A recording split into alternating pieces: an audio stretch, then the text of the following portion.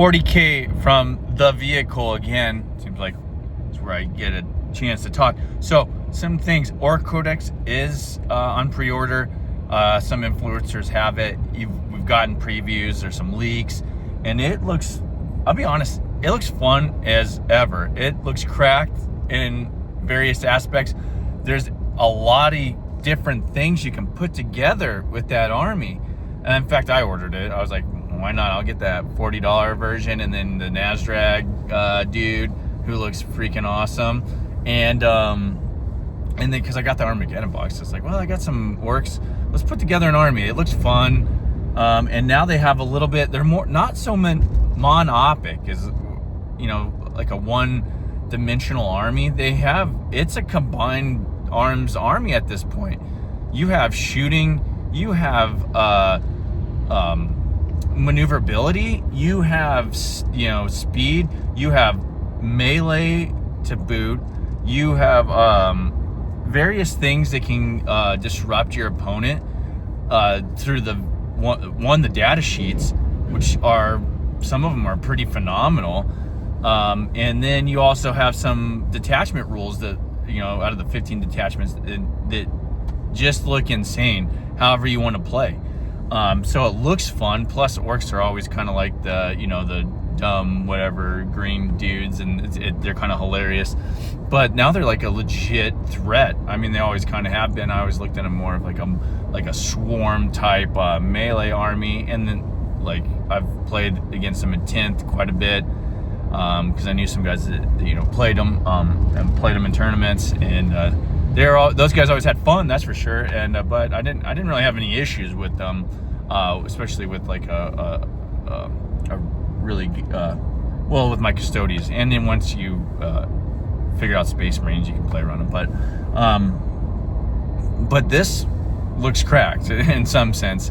What it does is it also, and we're gonna get into because I wanted to do a Raven Guard type thing, like what my Raven Guard list is looking like right now. Well, what this orc thing is actually showing me is like, maybe those rumors about Space Marines being T6 base, or I mean T5 base, aren't so far-fetched, because I'm wondering, based off how kind of like the power creep or the just the extravagance of this Orc Codex, which is well written, it appears to be, it is orky, you know, that's what it's supposed to be. So I hope we get that same thing with Space Marines, and especially Custodies, because I mean 10th Space Marines, they're pretty good. I mean, you had some flavor for all the different chapters.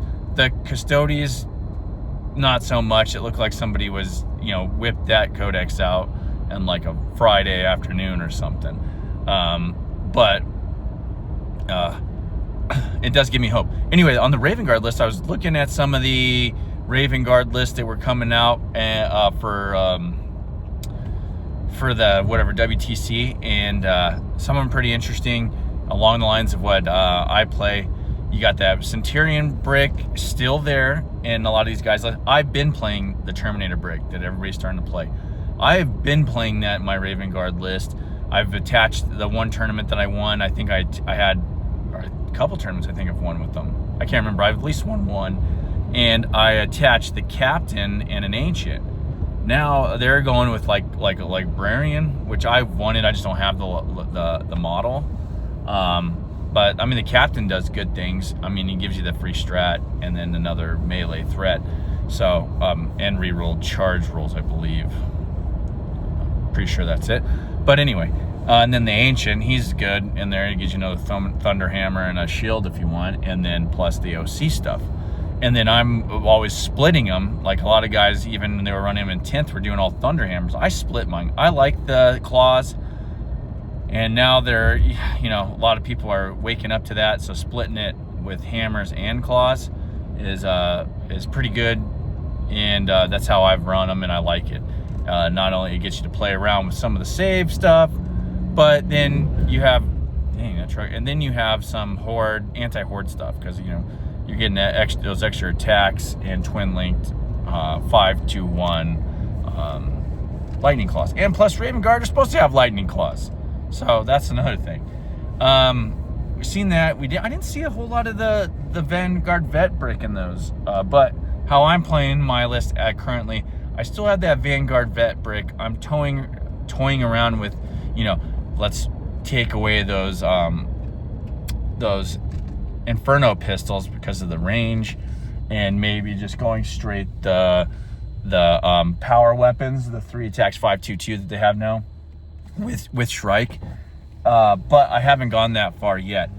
But also detachment wise, which is also playing into bringing more jump packs and bringing the captain, which I usually don't often run the jump pack captain in my Raven Guard list, or haven't, but he's now kind of found a place, because if I run Shrike with those guys, then I can run the captain with jump pack intercessors or a chaplain, and then run Vengeful Host, give him the Orc's Bane.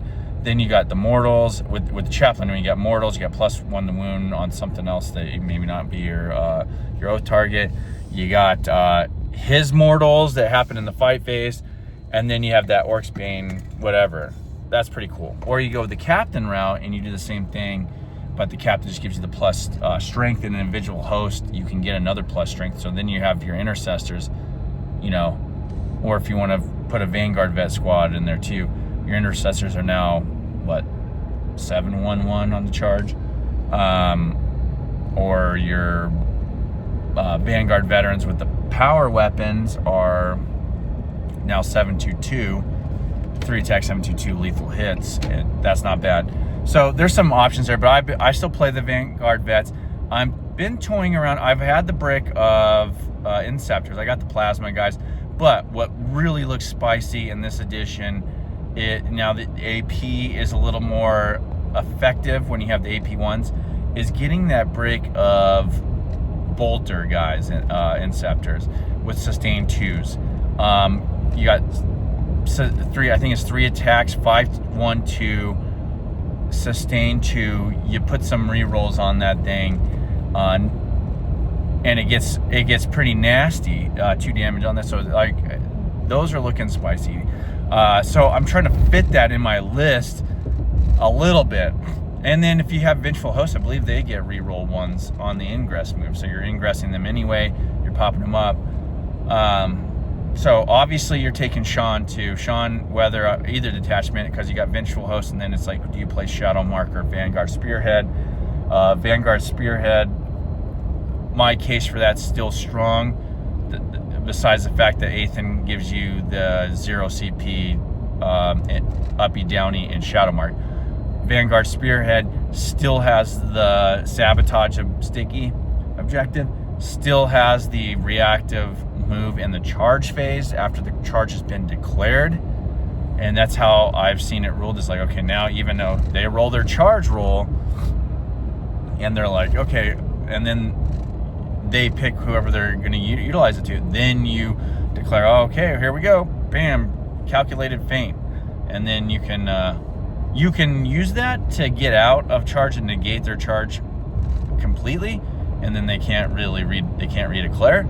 Or you can make it so that they can't charge and then maybe follow through onto some other unit, or take them away from an objective, pull them off a little bit further, and then still tie them up.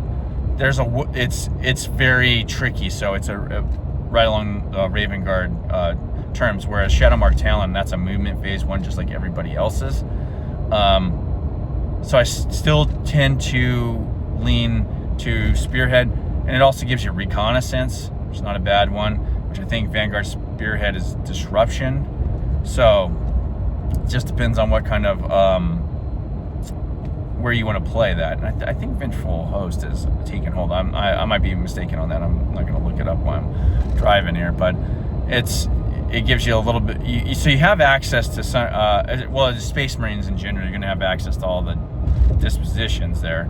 But if you're going to play Raven Guardish list or in detachments, with the Shadow Mark and the Spearhead, you get a little bit of variation there. But like I tend to go with the Spearhead, even if I have to pay the CP for the uppy, downy, or unless I utilize a captain. But if I'm running those captains in there, then it kind of all evens out, because if I need to use calculated feint on my Terminators, maybe to move them around or to get out of the charge, or I'm using the captain's ability a lot of times.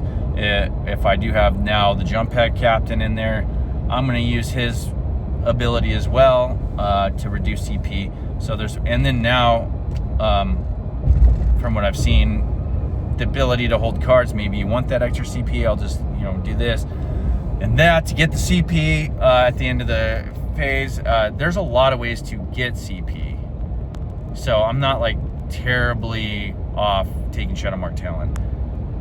So also, like when it comes to sticky, it's like you have that sabotage is to get a few mortal wounds. But when I go to Shadow Mark, I always feel the inclination to take intercessors for the sticky. I mean, there's a little bit of play there. I like intercessors anyway. They shoot pretty good, especially now with the AP. But that, I'm going to keep it there. We'll go through a whole rundown of my current Raven Guard list, but those are some of the units that I still have in there. Centurions are still good, especially now with hidden. Like when you angle them up a little bit, maybe you can keep them alive a little bit longer where people can't get angles on them. You can still deploy them from off the table, board edge, if you need to. If you run an Ultramarines list, well, you can't do it anymore in Ultramarine, never mind.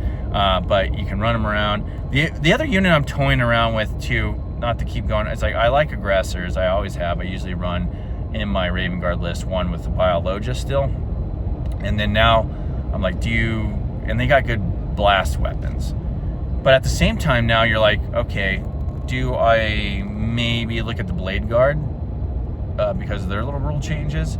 And then you can put them on an objective, and they become pretty tanky. But anyway, I like the aggressor still. Twin League, Power Fist, and the whole blast weapons, and with Biologist lethal hits. And then now closest target, they get the AP. So, I mean, in any of the two Raven Guard detachments, you can get them the extra AP as well. Now you're rolling around with AP1, AP2 on those weapons, and it's looking pretty good. So, I mean, with me, it's like, now you got reasons to take the Gravis guys a lot. Maybe if you didn't want to take Synth Devs or points wise, now you could maybe take Eradicators, because if you take those aggressors, you do have the anti-horde stuff. If you take, you have, and then your Terminator bricks with the lightning claws, you have some anti-horde things that maybe you don't need, your Synth Devs with the nipple rockets. But having 6 of those can take out a vehicle, but with a little bit cheaper cost, maybe go Eradicators, and you can even throw Biologists in there too, and then your anti-vehicle, anti-monster, bam, you're re-rolling everything. I mean, you're looking pretty good there too. So there's a little bit of play. 11th has really kind of opened up a lot of stuff, especially with the way that the scoring works, the dispositions.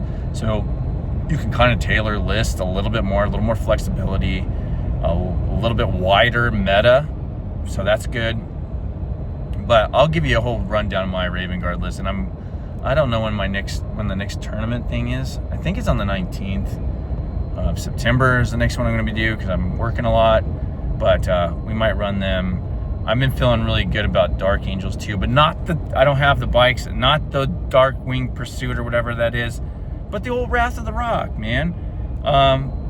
Even though they did, that's the other thing on the codex, or codex, they gave a guy the same ability that the Lion had before, and they screwed the Lion on his little mist thing, so he can't go up in his command phase. Anyway, I'll leave it there. Peace.